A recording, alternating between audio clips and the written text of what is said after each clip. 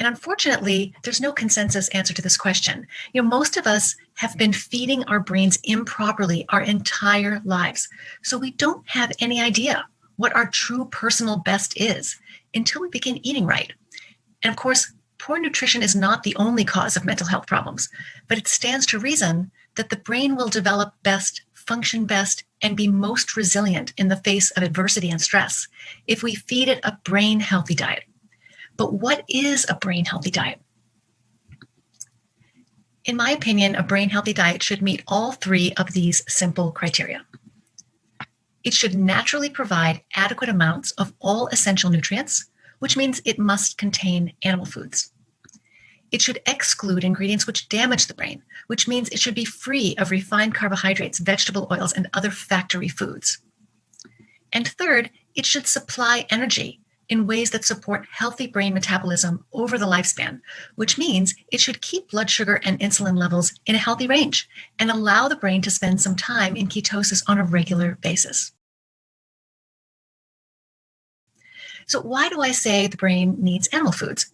I say this because plant foods lack key nutrients required for healthy brain development and function. The first macronutrient we'll talk about is fat. The brain is high in fat, moderate in protein, and very low in carbohydrate. A full 20% of brain fat is a very special omega-3 fatty acid called DHA, and DHA does not exist in plant foods. DHA has a special configuration or shape that allows it to function as a semiconductor of electricity. So you find it in places in the brain and body where electricity is important, including mitochondrial membranes, where the electron transport chain is busy generating energy, synapses of the brain, where cell-to-cell communication take place.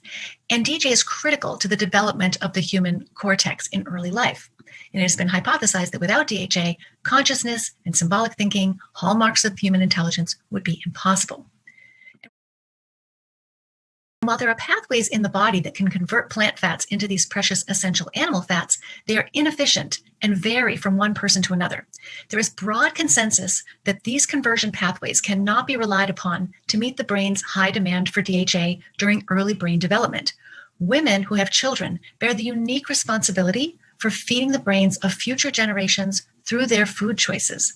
Study after study finds that new mothers who choose vegetarian and vegan diets have a hard time supplying their babies with DHA.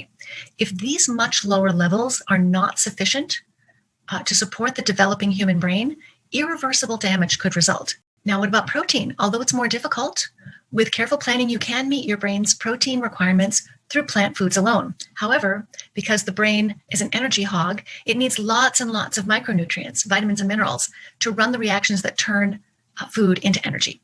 And this is where, if you get most or all of your protein from plants, you may run into some serious problems, because not only do plant foods lack certain essential nutrients, but some of the nutrients they do contain come in the wrong form. So they're harder for us to absorb and or utilize.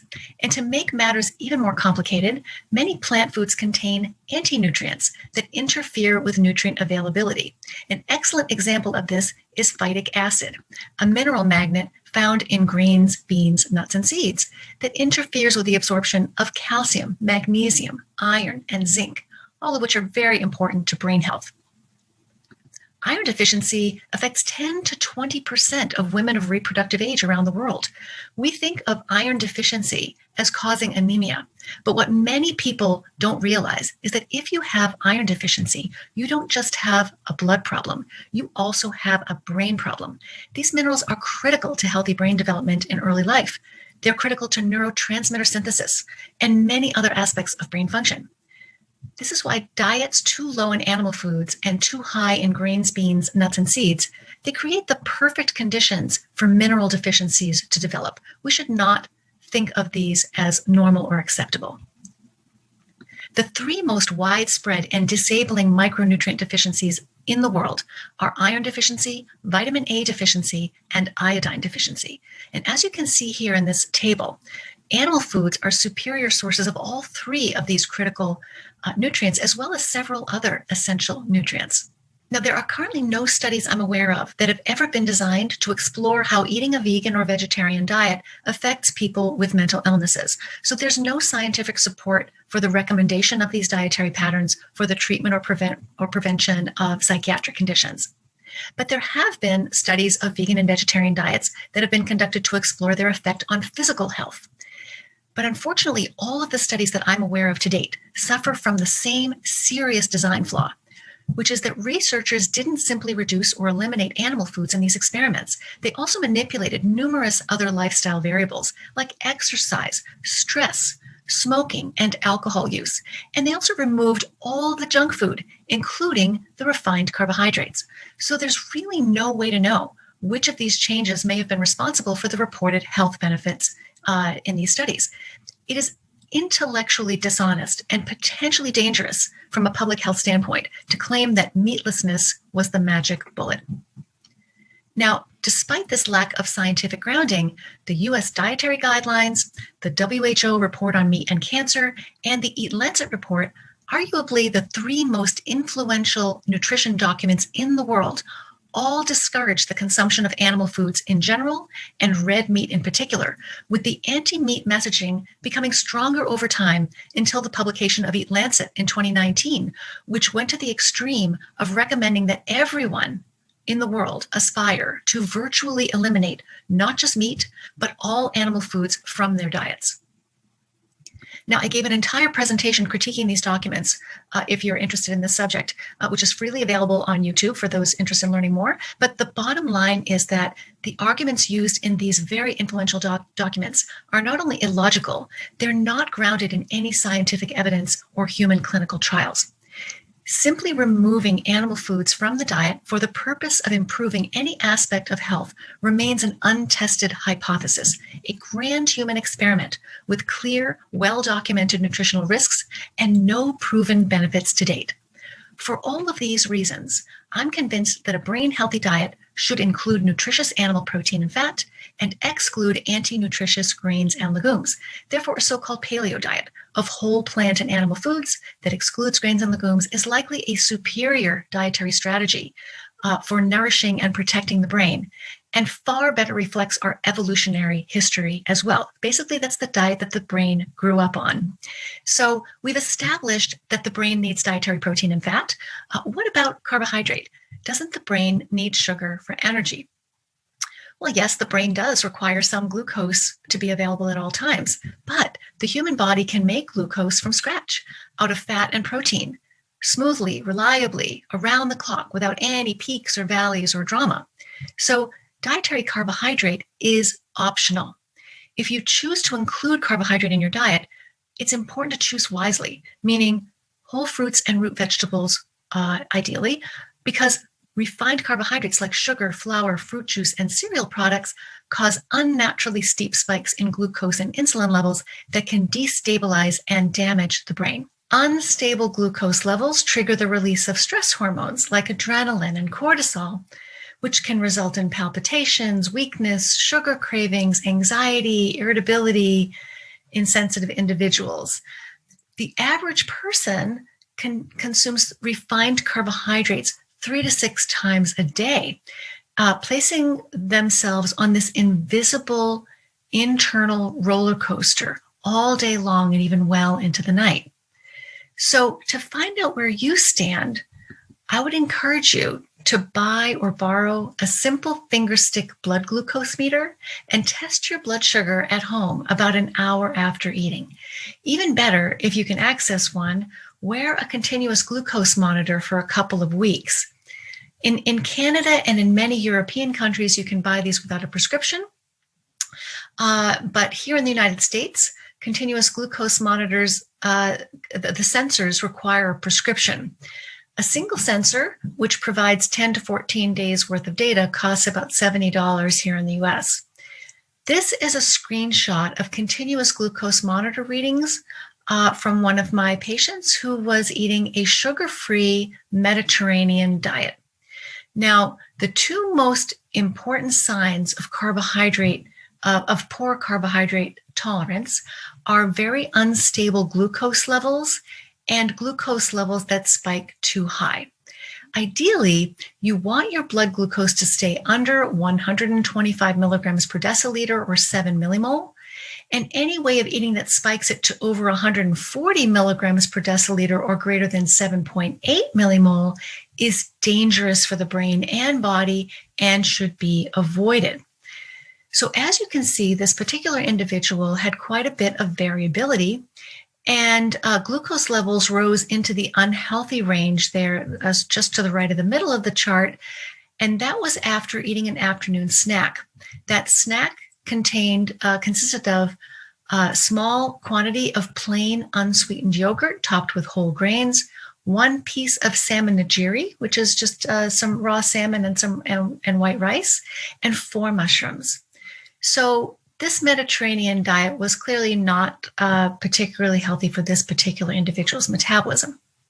And then this tracing, the blue tracing, is what glucose tracings look like on a ketogenic diet. Much more stable, a lot less drama, and really in the healthy range the entire time. The problem with high sugar, high insulin diets isn't just, unstable blood sugar and insulin levels and risks for type 2 diabetes and many chronic physical health conditions. High sugar and high insulin diets destabilize and damage the brain in a variety of different ways. When glucose levels are too high, that excess glucose sticks to proteins, sticks to DNA, sticks to other cellular components, and turns them into crippled molecules called advanced glycation end products. And these accumulate and interfere with normal cell function. So to cope with this problem, brain cells release signaling molecules like cytokines and oxygen-free radicals. And these are there to deliberately create inflammation. Now, temporary controlled inflammation is actually a good thing. It's the necessary first step in responding to any threat. You can think of them as ambulances that are rushing to the scene of an emergency. So we do need inflammation. But the next step after cleaning up that mess is supposed to be healing the damage and returning the system to normal. Unfortunately, however, for people who are eating high sugar foods 3, 4, 5, 6 times a day, this process never quiets down. So what you have instead of temporary, controlled, regulated inflammation, you have uncontrolled chronic inflammation and oxidative stress. Now, inflammation and oxidative stress can cause significant imbalances in neurotransmitter levels, including serotonin, melatonin, dopamine, GABA, and glutamate. Levels of glutamate in particular can increase by up to 100 times their usual levels. Now, glutamate is the brain's primary excitatory neurotransmitter. You can think of it as the brain's gas pedal. And unfortunately, sustained high glutamate levels are toxic. Excess glutamate directly damages proteins, lipids, nucleic acids like DNA and RNA, and mitochondria. The blood-brain barrier that protects the brain from risky substances can be compromised too. And the cells of the hippocampus, our brain's learning and memory center, can begin to die off, causing the hippocampus to shrink. Now, high insulin diets can also restrict the brain's access to energy because chronic overexposure to insulin can cause insulin resistance at the blood-brain barrier. No matter how insulin resistant you might be, glucose, sugar, blood sugar can still waltz into the brain, no questions asked. So the higher the blood sugar, the higher the brain sugar, even in people with severe insulin resistance and type 2 diabetes. Even those people do not need to worry about low brain glucose. What people with insulin resistance need to worry about is low brain insulin, because insulin resistance makes it increasingly difficult for insulin to cross into the brain. So paradoxically, over time, the higher the blood insulin, the lower the brain insulin. And this is a huge problem because brain cells can't process glucose and turn it into energy without adequate insulin. So in people with insulin resistance, the brain can literally be swimming in a sea of glucose and still be starving to death. Now, that dire predicament is called cerebral glucose hypometabolism, sluggish brain glucose processing. This fundamental energy crisis is the driving force behind most cases of late onset Alzheimer's disease. We now know that Alzheimer's disease is preceded by decades of gradually slowing glucose processing in the brain.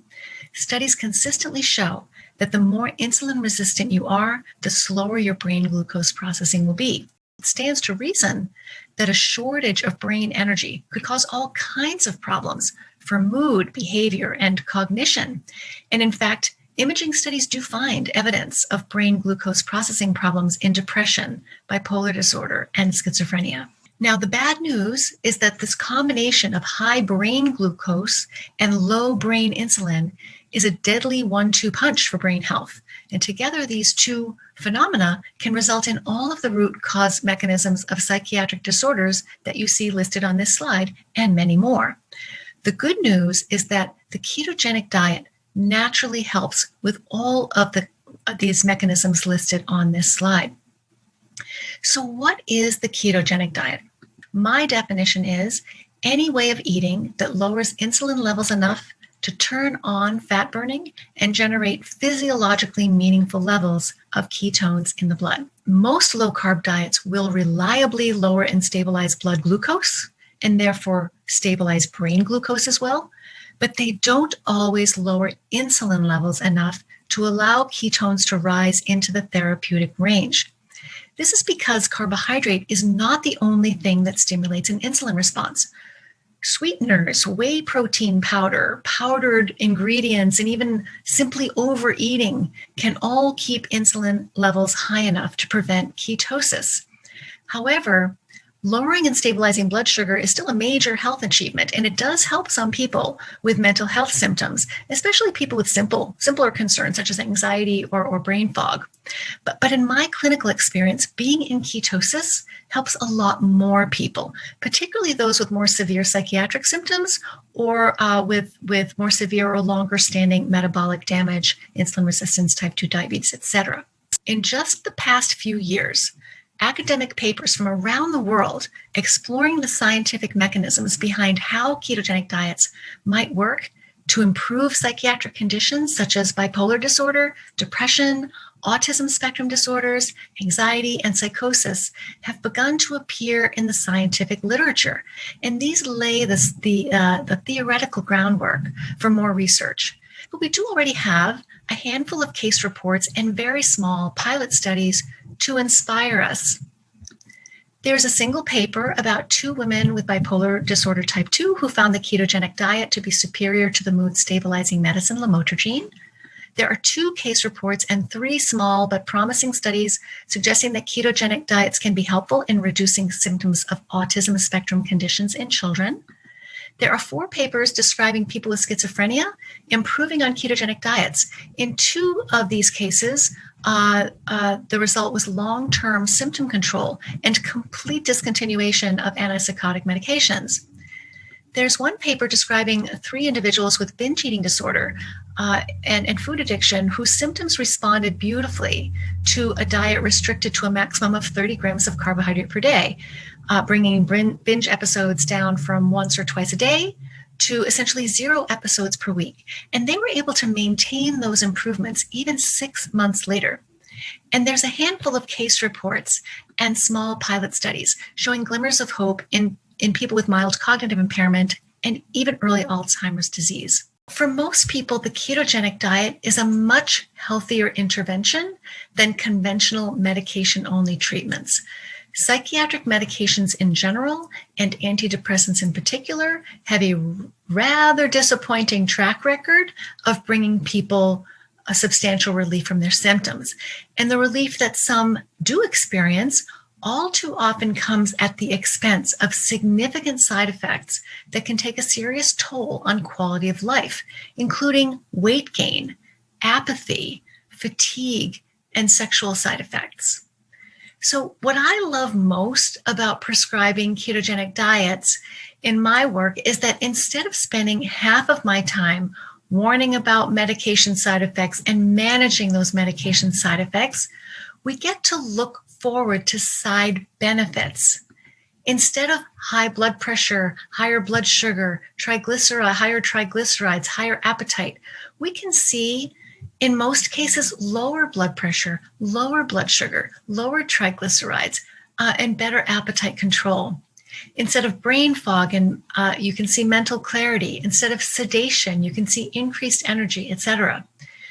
So, using nutritional and metabolic strategies in my work has completely changed the way I feel about practicing psychiatry.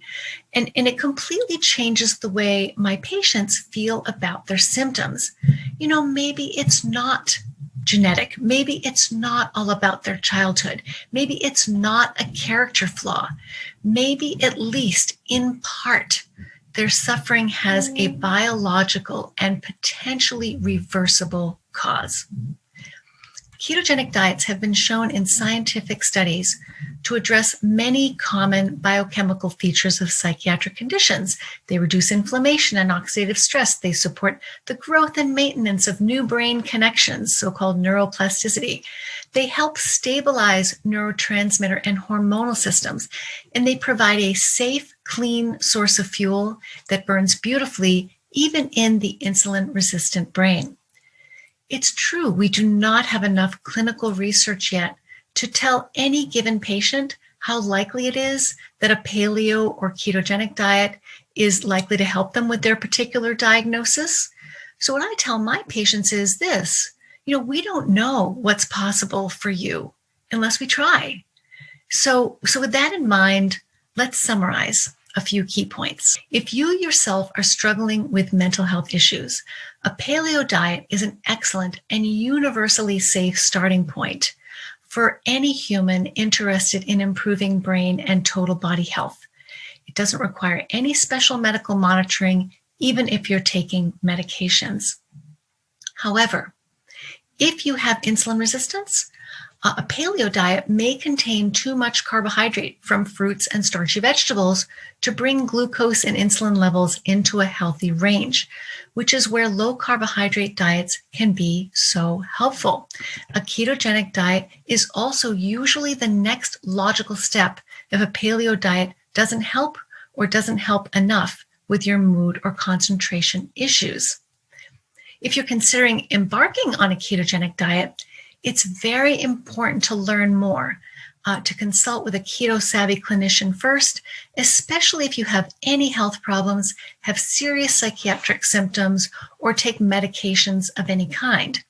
There's more information on my website, Diagnosis Diet, and in a guide I wrote to low carbohydrate diets and mental health that I wrote in collaboration with the team at Diet Doctor on their excellent website as well, dietdoctor.com.